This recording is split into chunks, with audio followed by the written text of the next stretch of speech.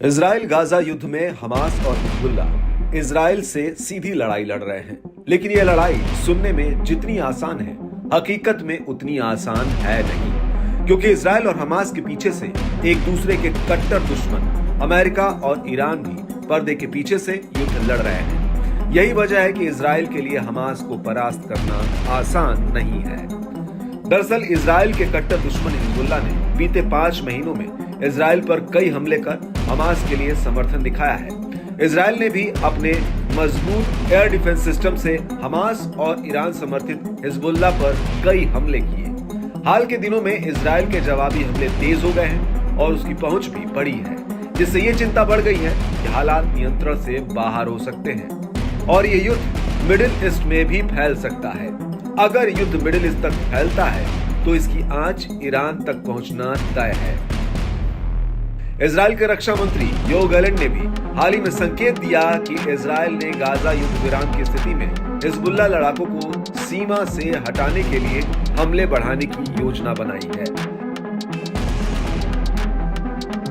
अब अगर Israel Hezbollah पर हमले बढ़ाता है तो इसमें ईरान की क्या भूमिका होगी, इस बारे में सूत्रों के हवाले से बताया गया। ईरान के कुद्स फोर्स के प्रमुख इस्माइल कानी ने फरवरी में अपने बेरूत दौरे पर हिजबुल्ला नेता सैयद हसन नसरल्ला से भी मुलाकात की।